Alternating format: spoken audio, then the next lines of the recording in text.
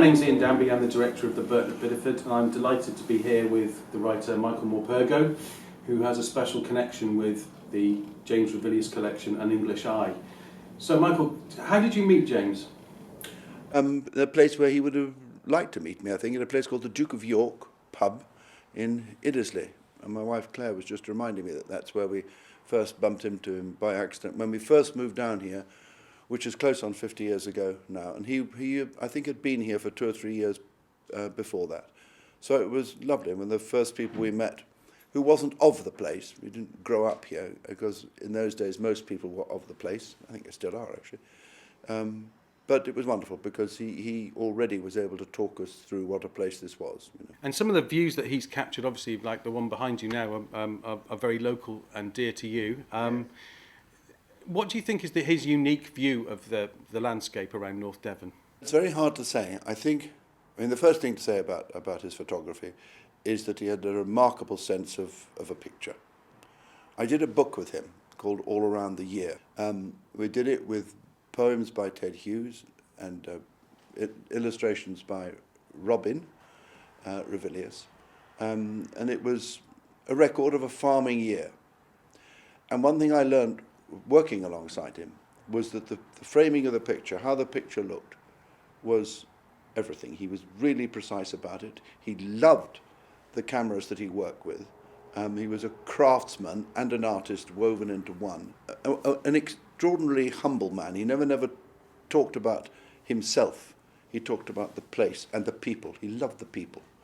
And, you know, his landscapes like this, where there are no people or you have to look for them, he loved that wonderful breadth of the landscape, that's for sure. But I think what he really loved was the people in the landscape, the lives of the people. That's what he was trying to record. To me, he's the Bruegel of our times, actually. He was doing exactly that thing. He was painting the people of the land, living off the land, their lives, their social lives, their working lives, their religious lives, everything he brought into this picture. It's a most extraordinary record of a community which had traditions going back hundreds of years.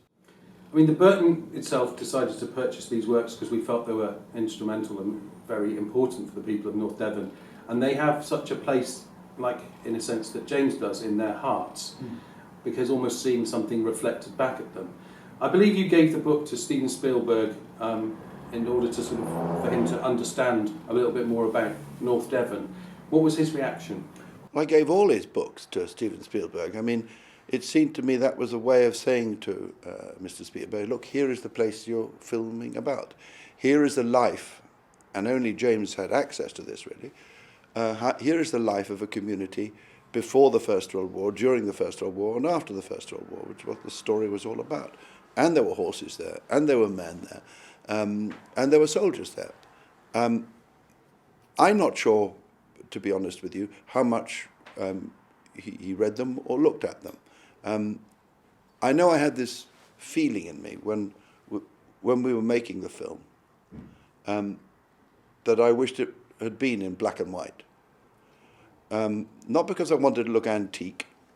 It's just that somehow I'm not sure you can get across how life was in this place for working people on the land before the First World War. I mean, it was really hard. Quite a lot of it was wretched. There were still very tight communities. But I do think black and white photography that James was so wonderful at doing catches that. The seriousness is of its own. And you can paint the colours too bright for the times, really, because they were hard times, and it's very hard to reflect that. So I'm not sure. I'm sure he looked at them.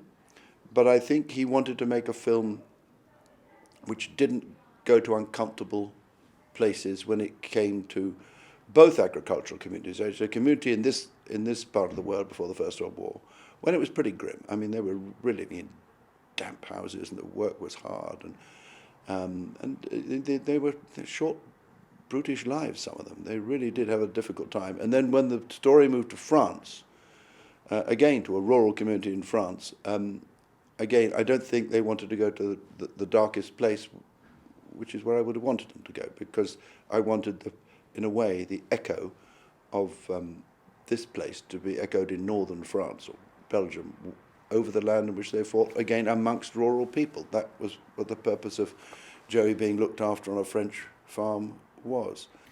I think one of the things that this collection says to me is that James understood the place itself, but also, I mean, was a great photographer of landscapes, but actually could capture a person's, the actual essence of a person who was having a hard life. And some of the portraits are quite gripping and arresting, and some of them aren't flattering, and some of them are of, as you said, a hard life, dragging sheep around in a tin bath who were ill.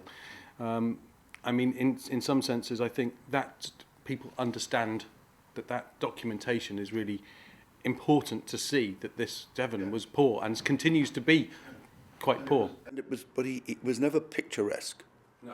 and it was never patronising. And I think one of the reasons that farming people responded to James so well and liked having him around, didn't just put up with him, they liked having him around, is because they knew he was a true eye. He wasn't messing around, that he cared for this culture and cared for what they were doing and respected it, respect above everything else. And that's what comes across in these portraits. And, you know, it's what's really important is that this kind of farming is going. And some people might say, well, thank goodness for that. However, it was a landscape of farming which was kinder to the environment than by and large is practiced now, not just in North Devon, but all over the country, all over the world. This was people growing up and knowing the land for what it was, growing things slowly, growing animals slowly, and with an income to match it, which was low, but they didn't know anything different, and they did have a great respect for their orchards, for their corn, for their wildlife, which was deep in them. And I think that he respected that. He respected the honesty, the integrity of the people who worked on the land and lived with it and actually were part of it. These were the people who planted the trees, who put up the hedges. They've been doing it for 1,000 years or more and have been fishing in the rivers. And he knew that and felt it deeply. And it shows in his photographs. Finally, do you have a personal favourite that you can think about from a collection? Or do I have a personal favourite? I probably do. There's a photograph that we've got of a shepherd and a walking sheep down a snowy lane away from us. And I think it's that thing of the people in the landscape, you know, this with the creatures that he understood and was close to and cared for and were his life and livelihood, walking down this dark lane, and you only have this snowy lane, and you only have to look at it to feel the cold, you know. It doesn't need painting up, it doesn't need a sort of sunset sky. That's what it feels like. And you knew the life of that man, he caught it in a moment. It's an extraordinary picture, really. He's a great artist, truly great artist. Thank you very much for your time. Pleasure.